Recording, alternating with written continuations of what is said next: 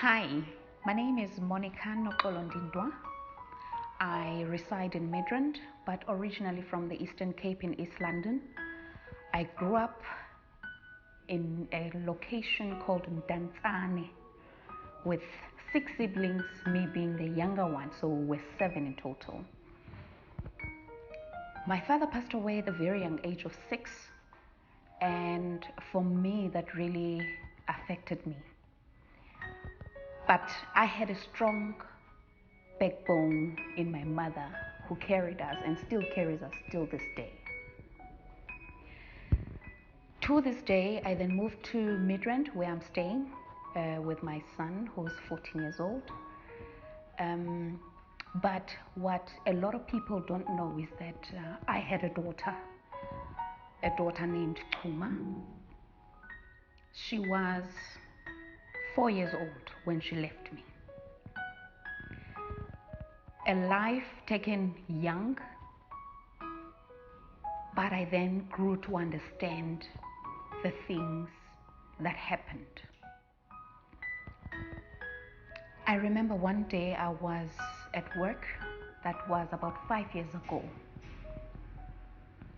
I can remember this day like it was yesterday. While working, I see Kuma's grandparents coming in. They say, "No, we have to fetch you from work. There's a meeting at home." I was a meeting during the day. I was very concerned because I've never had such an incident. Left my car at work and I hopped into their car. I then went home. On arrival, on the street, I could see there was a lot of commotion. I could see firefighters, and I immediately thought there was a fire. And my mind immediately thought, oh, my daughter is there. And the grandmother is there. Immediately, for me, my heart started racing. Before they could even stop the car, I dropped off the car, if I would put it that way. I ran off the car without my shoes, and I ran down to the gate. Approaching the gate, I see a lot of people standing around the house. As I walk through the house, people are shaking their heads. People are looking at me, and I am then ushered into the house. A lot of old women in the house sat me down, and they then told me, in fact, Kuma's grandmother told me that Kuma is no more. You wouldn't understand what was going through my mind at that time. My heart started racing when she's saying Kuma is no more. I then asked again, what do you mean when Kuma is no more? She then said, Kuma has passed away. I screamed my lungs out. The reaction, I cannot even express it because it's not even pain that I wish for anybody or on anyone. As I sat there trying to put a realization to what had happened, I went into a room and I went to pray. I remember Kuma's aunt was with me. I knelt down and I prayed and I said, God, give me the strength, because I do not know how am I going to go through today. Kuma, as explained by the grandmother, was sleeping on the couch. Sliding door then got open. When she went to check on her, she was nowhere to be found. They looked around the house. When they looked around the house, finally she decided to go to the pool. Going to the pool side, they saw Kuma floating in the water. Paramedics were called, but by the time the paramedics got there, it was very late. Kuma had gone to be with her father. Before I was ushered to go to the pool to see her, I prayed so hard and I said, God, as much as you have given me the strength, also give me the strength to forgive. Because amongst everything, I needed to forgive and understand where was the grandmother at the time. So many questions are coming to my mind. What is happening? How could this happen when someone that has been put under an adult's care, this could happen and nobody can give me an explanation?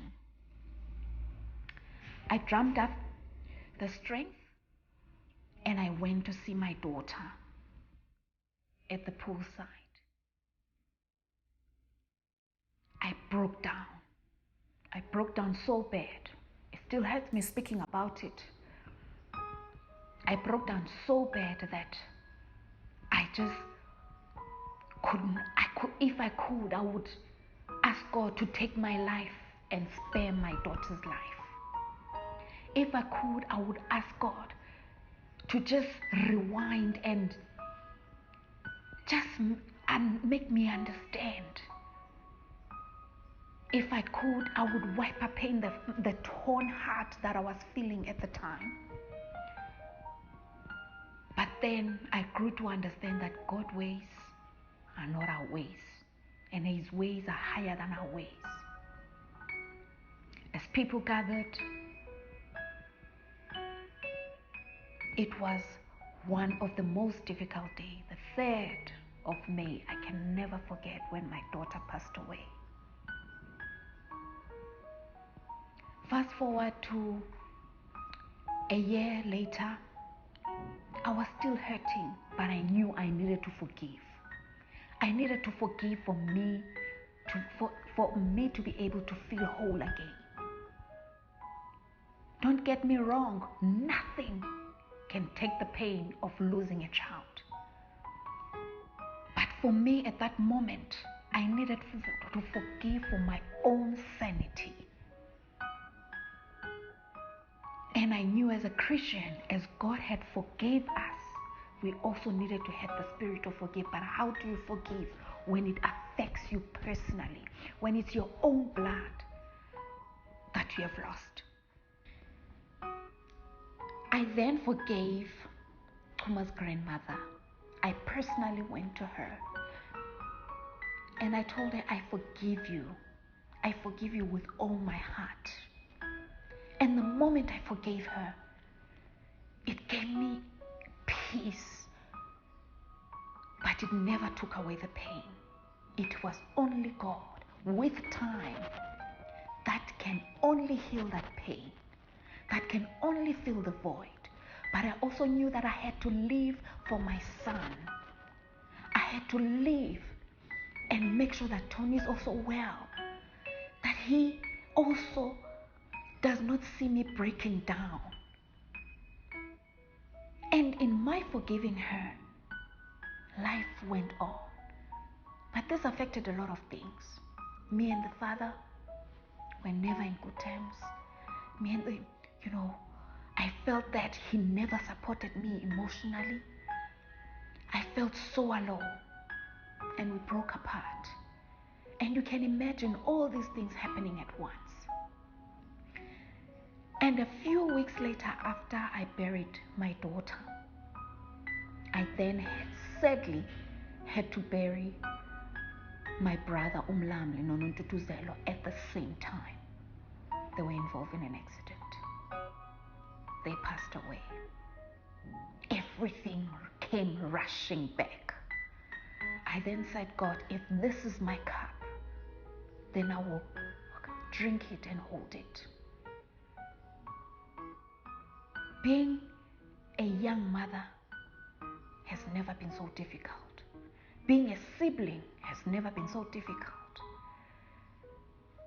Being a pillar, because I needed to be a pillar for my mother.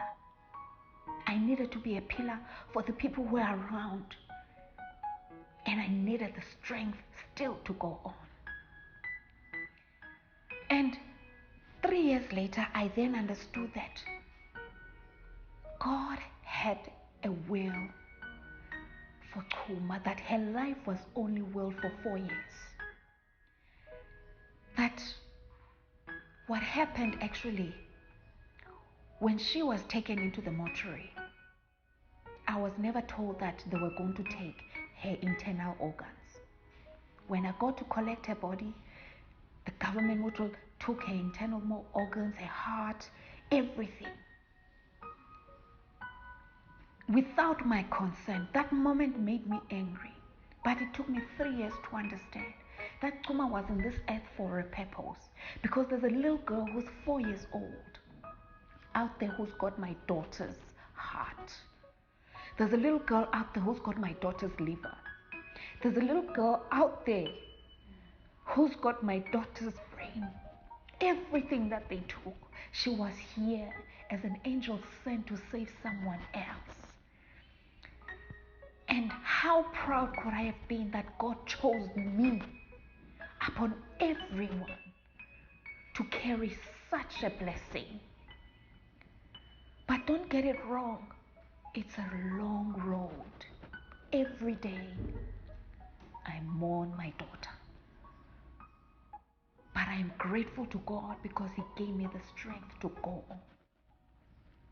He gave me the strength to say, even if things don't work out, even things they don't work the way we think they would work out, but God still has the ultimate plan. Today my faith is not shaken. Not that the devil has not thrown many things my side, the devil has thrown even further things my side. But because of the God I serve, He has kept me, just like He kept Job. He kept on restoring. I concentrated on living instead of mourning. I concentrated on raising Tony into the ways of the Lord so that he can also be a man of God. He can also understand the ways of God. And in all this, it taught me tolerance. It taught me faith, unshaken faith. Because there is nothing that can come my way or that can happen to me today that I cannot be able to handle. Because God has shown His ultimate strength that has carried me throughout the years, and He still carries me every day. I would like to then encourage each and every one that, especially those who have lost children, especially those who have lost children and they feel that there is no way out. It's a process. It's not a one-day thing. Nobody can understand your pain except you. Nobody can understand what you go through except you. But I just want to encourage you that God is still the God who sits on the throne. He is still God, the Ancient of Days. That's what I call Him. Because what He did years ago, He still does today. He's a protector. He's a provider. And nothing can separate us from the love of God. Go through your mourning, but don't forget God. Don't condemn God. Don't blame Him.